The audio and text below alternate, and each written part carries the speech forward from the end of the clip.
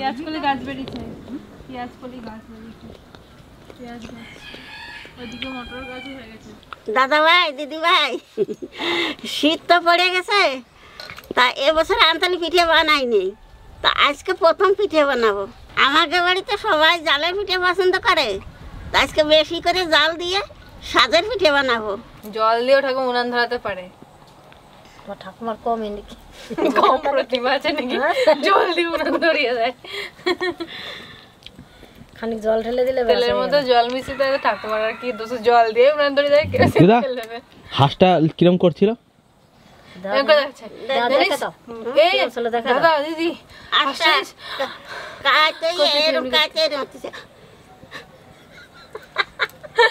চালের গুঁড়ো গুলাবার জন্য জল গরম করে নেব।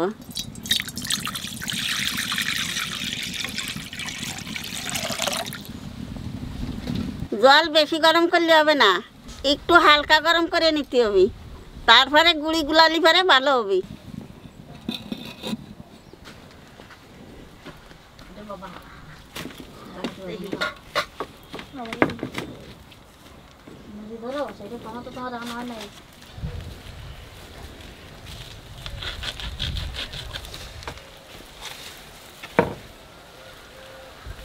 চল বিকাশ, এই কলা পাতা শুকনো পাতাগুলোতে আগুন জ্বালে না? হ্যাঁ, দারুণ।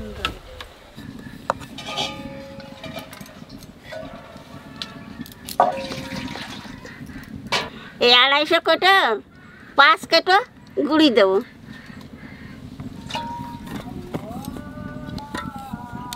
নে 3 কোটো। ও মা, ধন্যবাদ। কি বাটবো?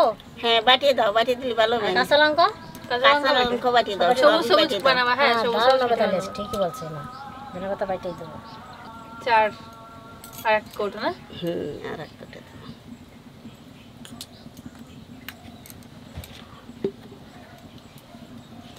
আমাদের বাড়িতে পিঠে বানানো হলো পরে মা কাকিমা কেউ কিছু করে না, মানে পিঠেতে যা গোলাতে হয় চালের গুঁড়ি এসব কিছু করে না, মা আর ঠাকুমাই সব করে দেয়। দিয়ে মা পিঠে 250 কোটো 5 কোটো গুঁড়ি দিলাম, তার মানে 1 কিলো 250।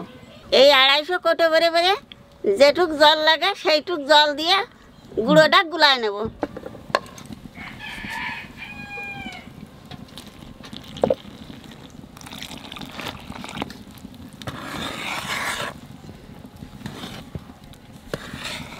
তোমার 2 কোটো জলে কিচ্ছু হবে না। তা তো হবে না, আগে মিশিয়ে নি এইটুকু গরম জলটা।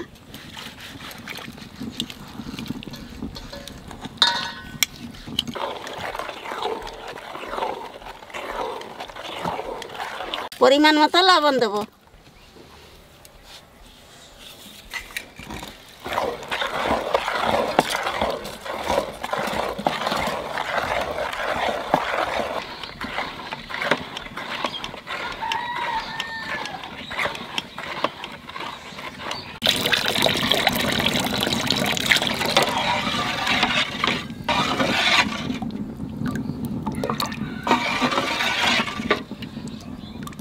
পাঁচ কোটো গুড়ির মধ্যে 10 কোটো জল দিছি, তা গুড়ি গুলানো হয়ে গেছে। এখানে বানায় দেই দেই কিরম পিঠে হয়।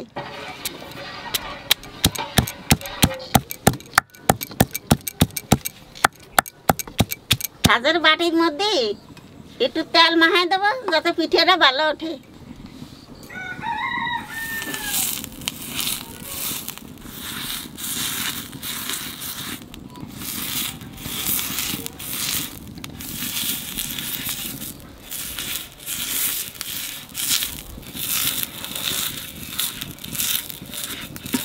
ব্রাশটা ভালো হয়ে যেত?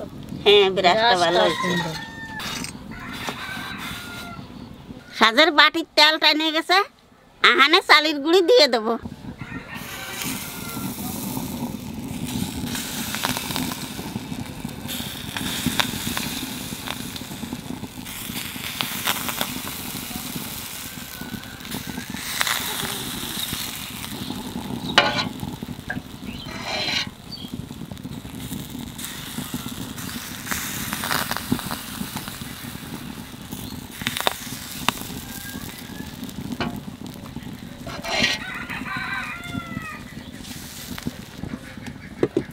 এখানে আস্তে আস্তে জাল দেবো, বেশি জাল দিলি পারে তল দিয়ে পুড়িয়ে উঠবি। আর শুধু খেতে হলে ধনে পাতা লঙ্কা টঙ্কা দিয়ে ওইগুলো বেশি ভালো। সবুজটা আমাকে দিয়ে দেবে।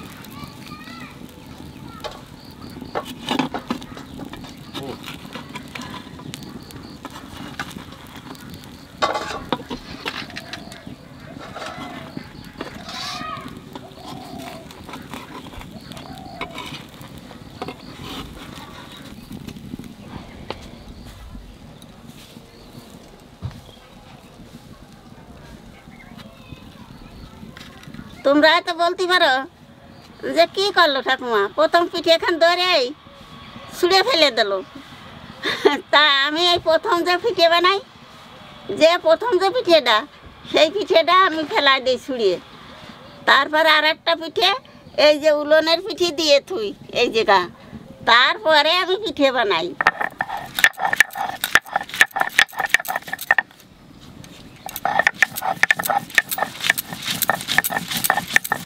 তোর লঙ্কা কি একটু বেশি দেবো? এই ধনে পাতা কাঁচা লঙ্কা তো বাটিও খাওয়া যায়, লাগাই লাগাই ভালো লাগে খেতে। চাটনি, চাটনির মতন।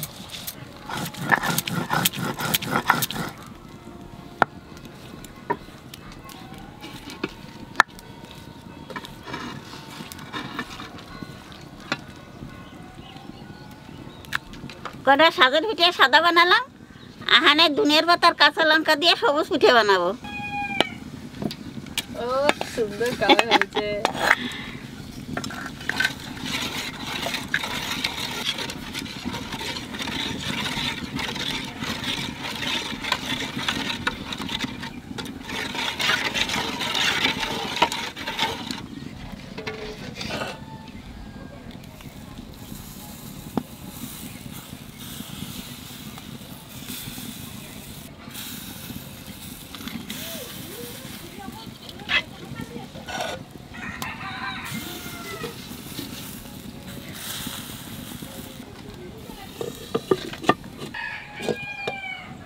এই দেখ কি সুন্দর হয়েছে। কি সুন্দর হয়েছে।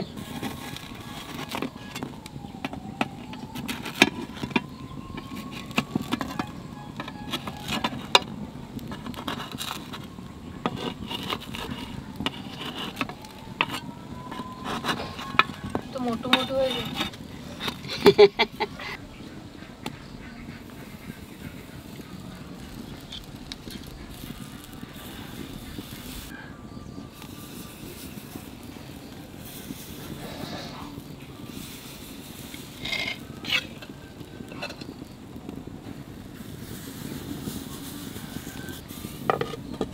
দেখ লবণ লাগবে নাকি? লঙ্কা দেওয়ালো না,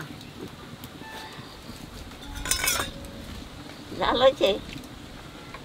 দাদা টেস্টটা নিন। জাল হয়েছে কিন্তু একটু হলেও ভালো লাগতো। করবো দিয়ে দাও। কি মাংস এটা? এটা কি এগো? শুকনা মুরগি। দেবো নাকি? শুকনা মুরগি।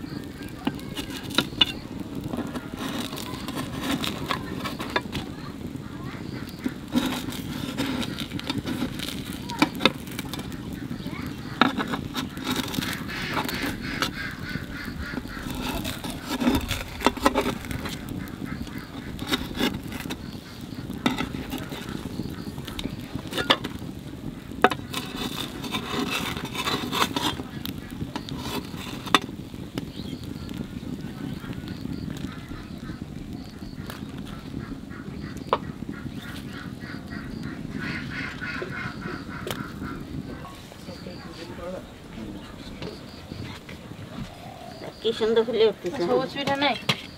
আর একটা পিঠে ও দিতে হবে না, একদম খাইছে তো। বুঝেছি, এটা বেশি ভালো লাগে মাংস সাদাটা।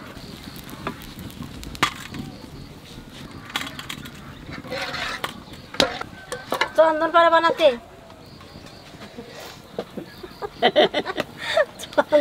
এখনই চন্দন। আমি তো তারই ভাগ্নে নাকি মামা? আমি তো তারই ভাগ্নে। কত বানাইছি আমি ও মায়ের হাতে। বাঁধাকপি দিয়ে কুলে পিঠে এখানে বানায় দারুণ লাগে খেতে।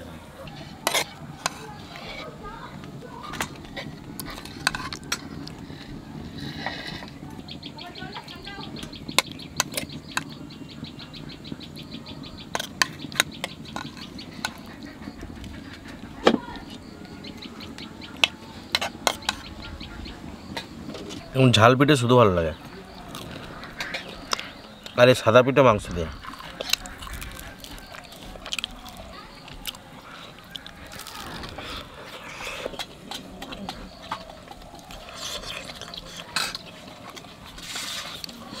এটা খেতে হবে শীতের রাতে, রান্না হবে আর উনুনের পাশে বসে বসে গরম গরম পিঠে তুলবে আর মাংস দিয়ে খেতে হবে।